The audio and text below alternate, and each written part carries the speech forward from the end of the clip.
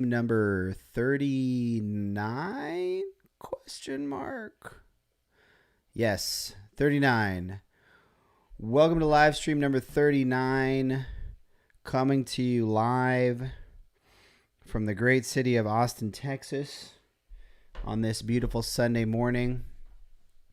Hopefully you are enjoying the daylight savings, the additional hour that we have here provided to us by the powers that be.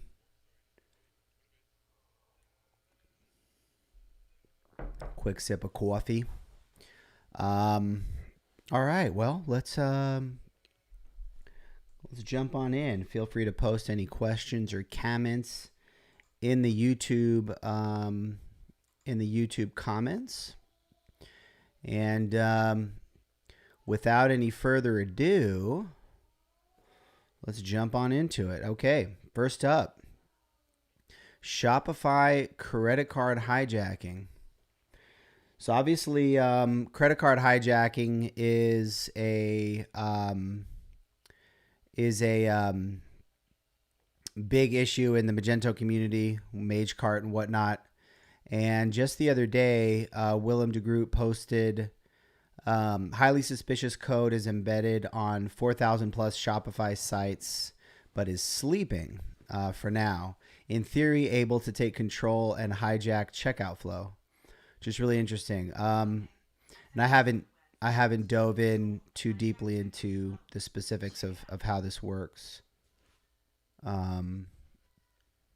If you are not following Willem, you definitely got to do that and check out what he's doing with Sanguine Security, so you can stay on top of your security stuff. He is the man when it comes to security.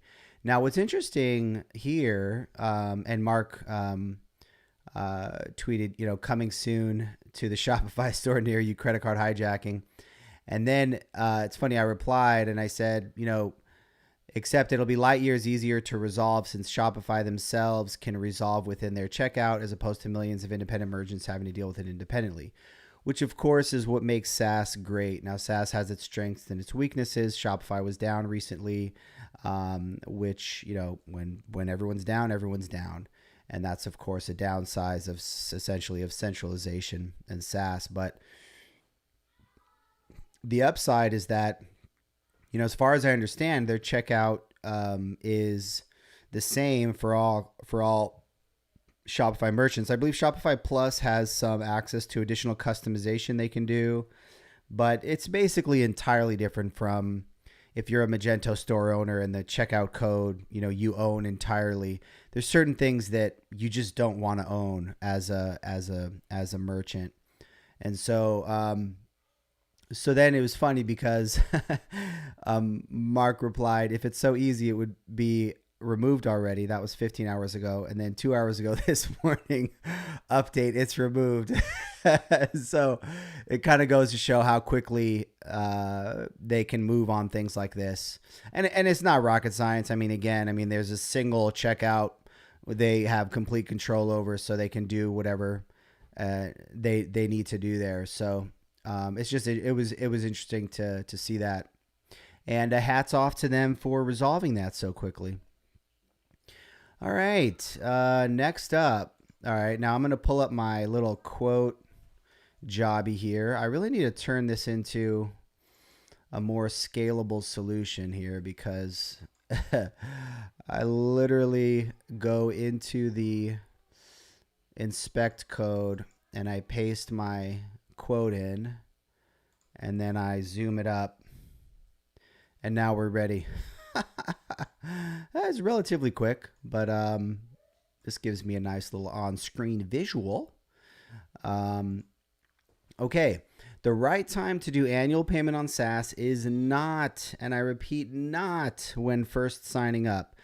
I did a video recently, a whole rant on when you sign up for a SaaS and they say it's $20 a month, billed annually, so it's $240 a year. Oh, you want to pay month to month? Okay, well, you got to pay $25 a month, which drives me insane. But on a related note to that, regardless of how you word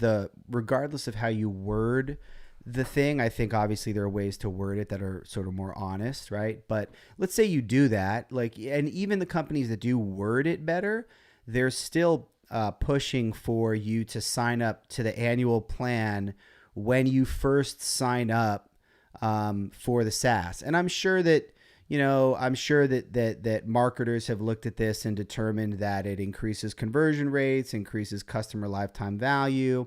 So I'm sure there's justification for doing it. That said, when you take a step back, it makes absolutely no sense whatsoever to sign up on an annual plan for a SaaS, particularly a SaaS where the pricing is monthly, which is every SaaS in the world. I mean, one of the core innovations of SaaS itself is monthly pricing, right? Back in the day, you wanted to use, you wanted to use a bookkeeping software, and you were going to pay for either a whole price for the product, or you're going to pay an annual license. And that was how it worked. Then we moved to SaaS, where it's like, hey, you can just pay month to month, right? And it simplifies purchasing decisions. It simplifies everything.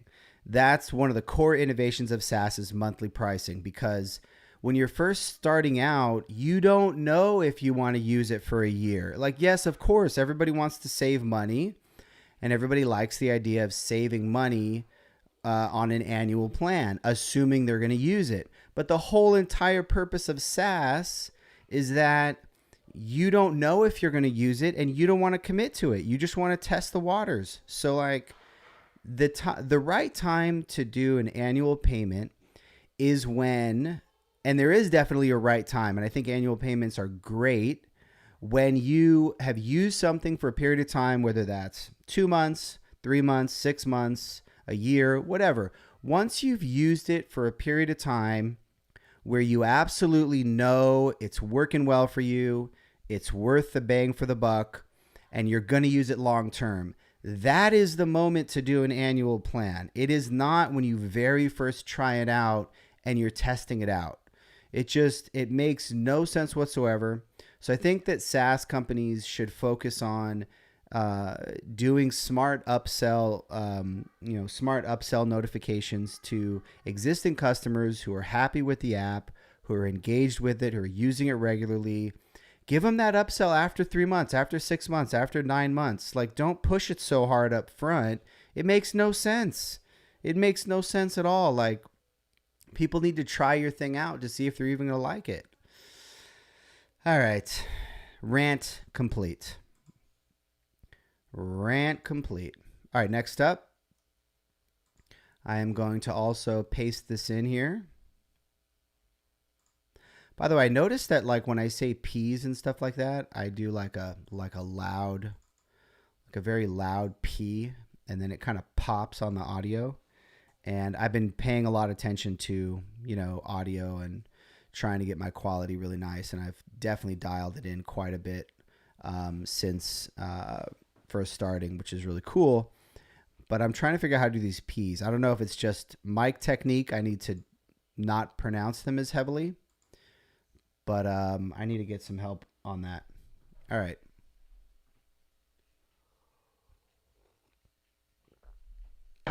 A sip of coffee.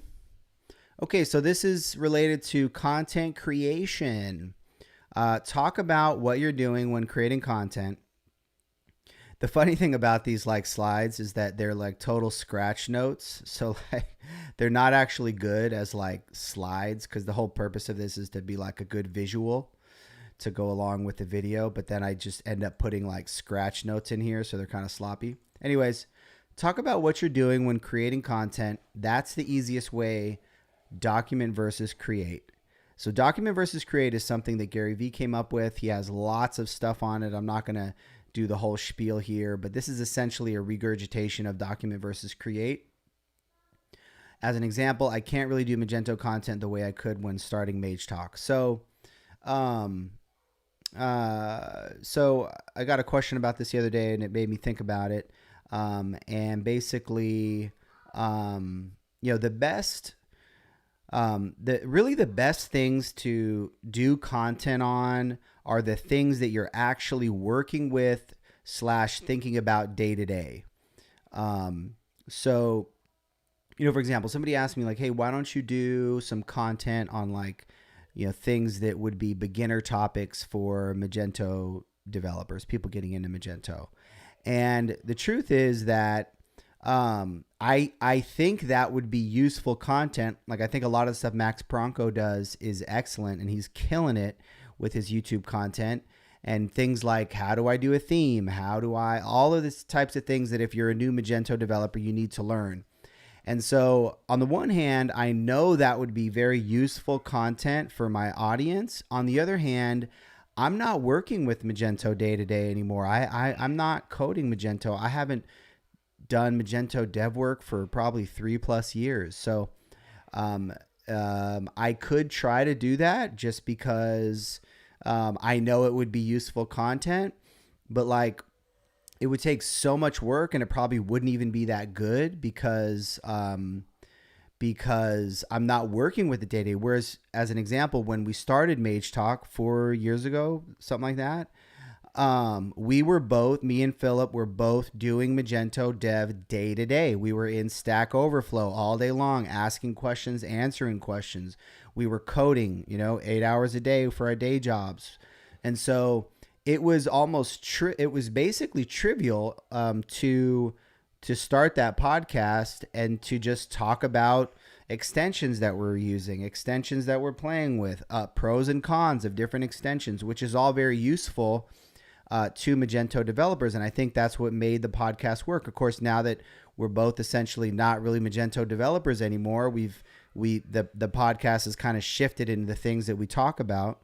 And, so it is what it is. But I really think that's what made that successful. That and the fact that, Philip is a podcasting phenom.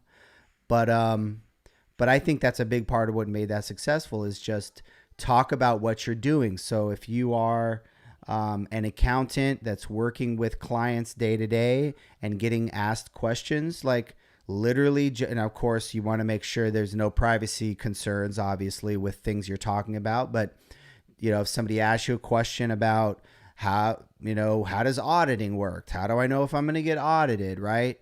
Talk about that question, in the abstract, right? How does somebody know they're going to get audited? What to expect? Like if you literally talk to a client and get that question, you go, oh, all right, this is this is content. So after the call, take 2 minutes, record a video, and just regurgitate what you just said. 2-minute video, 3-minute, 5-minute video, and do that 100, 200, 300, 400 times. All of a sudden, you have a huge library of really useful content. So that's the whole document versus create idea. Again, Gary Vee has great stuff on that. You should dive into that further. But that is my specific take on it. Okay, next up, this is a no-code topic. And one of the things I get asked, I'm going to actually pull up my Airtable here. So one of the things I get asked, I've gotten asked, I think a couple times now when I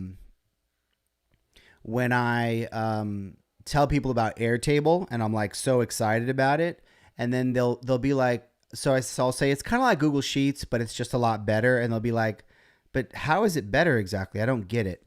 Until you use it, it's hard to understand because the differences in some ways are kind of subtle, but they're also super important. So I'm going to just show a couple examples. This is my Airtable for Content Accelerator, which is the productized service for doing content that we're building, coming to a theater near you. I got a website set up, by the way, and it's just like super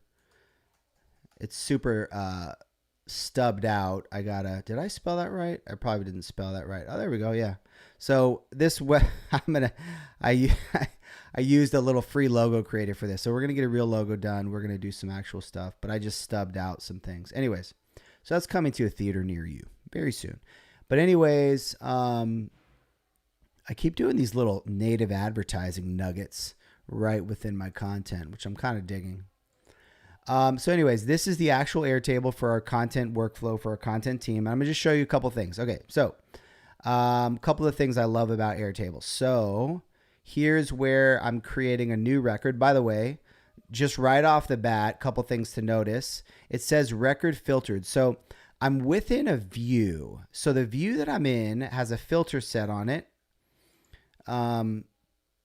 It's only showing me content that is not assigned to none. So when something is done, then this is a formula where I decide who this thing gets assigned to. And this is similar to Google Sheets or Excel formulas.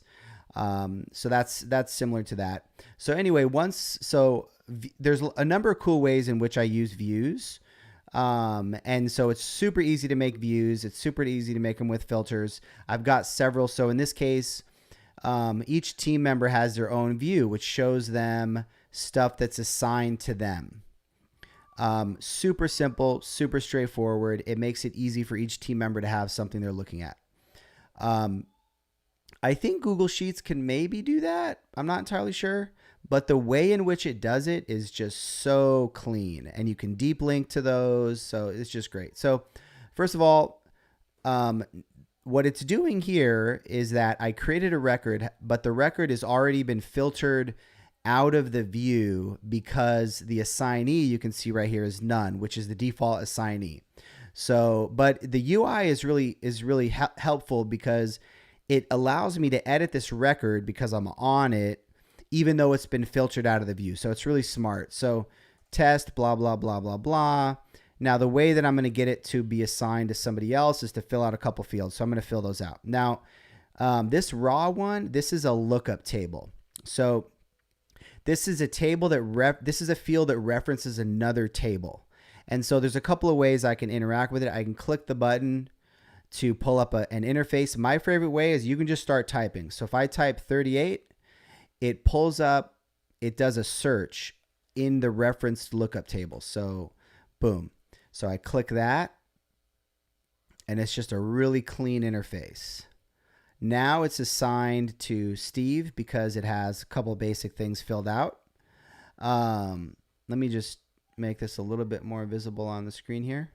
Now this is another lookup table which goes to a content type. Each piece of content is referencing a different, there's certain content types, right? And notice how it pulls in really intelligently. So it pulls in a couple fields from the record. And if you have an attachment field, which is another one of the great things about Airtable, it pulls it into this little view. So you can, this is all completely out of the box. It pulls that attachment in, it shows it on this lookup view. So then I can say, okay, I want this piece of content to be a captioned social video. Awesome. And so I've shown you filtering. I've shown you lookup tables. What are the other things that are cool? Just the UI in general. So checkboxes, they're just nice, clean little UIs. Just real simple to use. What else? Dates. It just gives you all you can do this stuff in Google Sheets, but it's just not as tight. It's not as polished. You don't have nice little handy date lookup fields. So that's really nice. What else? Links are handled nicely. It's easy to click on the link. It's easy to edit the link. Just little finesse things. Okay, here's the attachment field. These are great. So you can upload directly into this field. You can drag and drop. You can then click on it to open it up. Excuse me. So those are just little things that are super nifty. And I think that's about it. So, it's not a humongous amount of things. Oh, and then the other thing it does with lookup records is that when I create a lookup record that references this record, so the billing table references this table, it automatically pulls in essentially the child lookup records and shows them right there, which is super handy. All this stuff is totally out of the box. So those are some of the things that make it really cool. There's probably a couple other.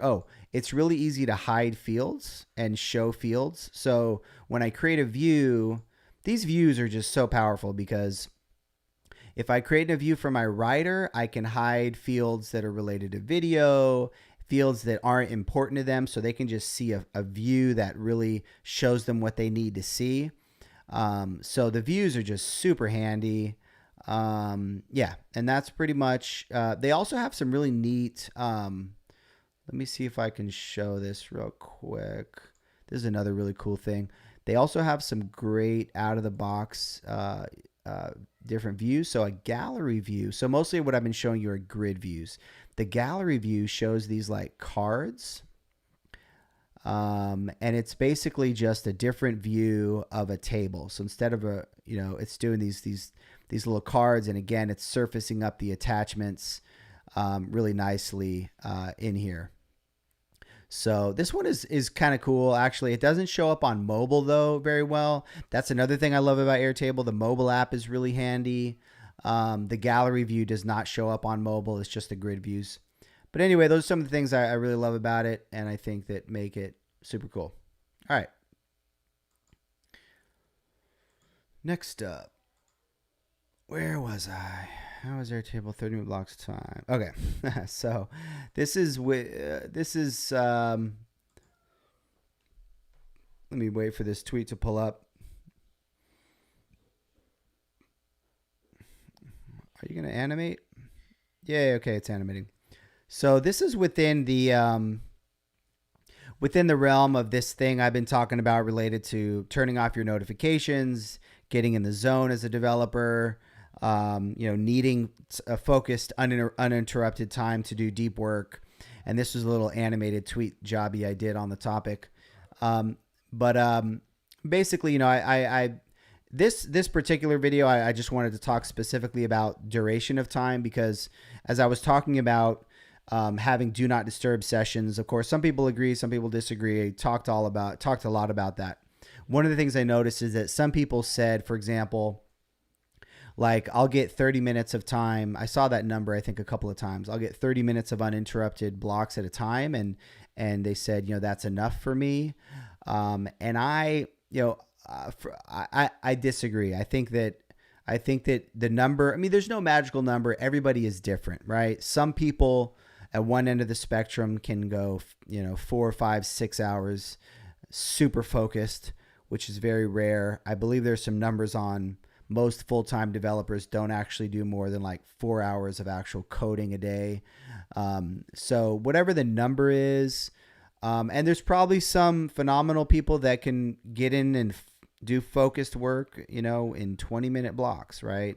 Everybody's different, but on average, the 80% of us, I think you need something in the realm of the 2 hours, maybe 1 to 2 hours to get in the zone. I showed that graph previously of how your attention, it takes time to ramp up. And then if you get distracted, you have to focus kind of a thing.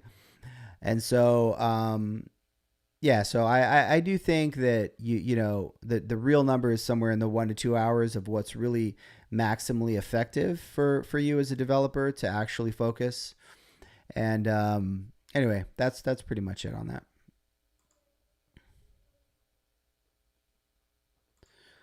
Okay, I'm dipping into the China waters a little bit here.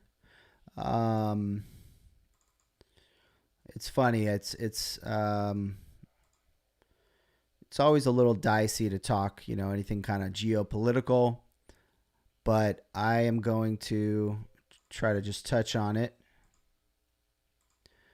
real quickly. So I think I talked about this before, but I heard Gary Vee talk about this in such a clear way. He was asked by somebody whether he thought that, China was essentially going to win in the sense of, becoming economically dominant to the U.S. And that's a topic that's, I think, is on a lot of people's minds. And obviously, I should probably pull up a graph, but if you pull up a graph of China's growth rate versus U.S. growth rate, we're probably still a little higher in terms of total economic size, but they're just growing so fast. And I believe their economic growth rates are generally in the like 6-7%, and for the U.S. like 3% is like a good rate or whatnot.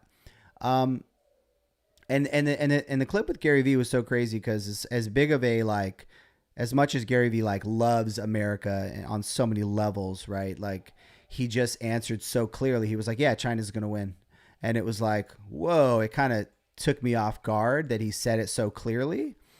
And I have to say that in many ways, like I've heard this in a few different podcasts and things, that like China just thinks very, very long term, like, with everything, with all their plans, with the way they invest in technology, the way they think about government and things like that. And obviously there's a ton of critiques that can be made on their form of government, rights, freedom of speech, all that kind of stuff.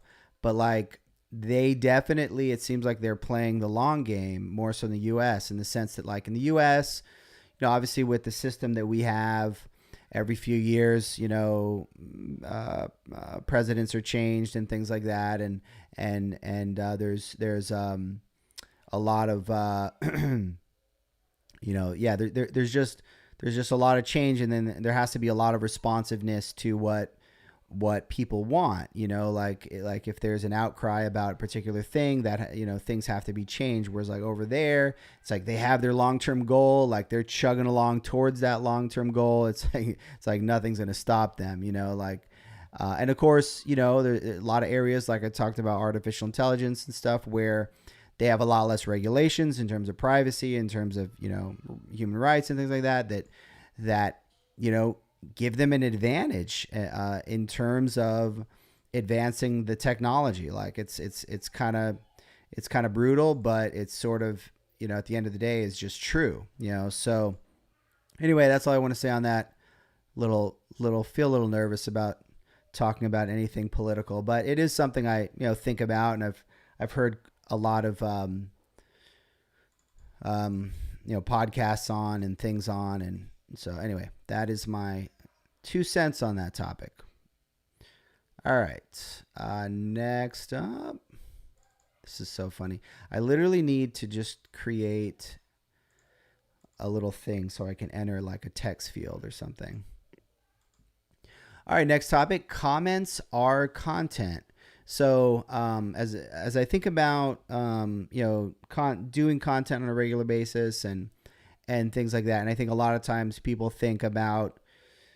maybe overthink content in the sense of like, oh, if I'm going to do content, like I got to figure out like the perfect thing. And I got to get like a really good video set up, and I got to get da da da da da. And they kind of overthink it a little bit. And it's like so much of doing content is actually so simple, whether it's just posting something that's on your mind, whether it's literally just commenting on other people's content. And like, comments themselves are actually content in many ways, right? Like everything is content. Like anytime you're saying something and you have a unique point of view and you're expressing it, that's content, right? Like content isn't just, a certain format of content, like a cool video clip or like it's all content. And, writing insightful comments on topics is a great way to get your thoughts out into the world and kind of build your platform and engage with people, and then the social media platforms will also distribute those comments. So like on LinkedIn, for example, if you post a comment on someone else's content, and notice how even in my own language, I distinguish comment from content, right? Whereas they're both content. But if you post a comment on someone else's post, it'll take your comment and show that in people's feeds, just in the same way that when you do a post, it shows it in people's feeds. So, when you're writing comments, they literally are content in and of themselves. So, if you're trying to put out more content and struggling with how to do it and whatnot, just do more comments on other people's posts is a great way to start ramping things up and building that muscle and getting visibility. So that is all I want to say about that. Oh, and that's it. I'm done. And so the last thought I had is that what I think I want to do, one of the parts of my process is that I record the stream, and then after I'm done, I sit down and I write out some things in my Airtable so that the content team knows what to do, what to create with what specific pieces of content to create based off of this stream. But I think I'm going to do that right here on the fly because I think it's maybe a little bit easier. So this is sort of for my content team. If you're watching this, you're like, this is random. So I think Shopify credit card hijacking, I don't know if I want to do a video on that. The right time to do annual payments. Okay, I want to do a written piece on this and a video clip on this.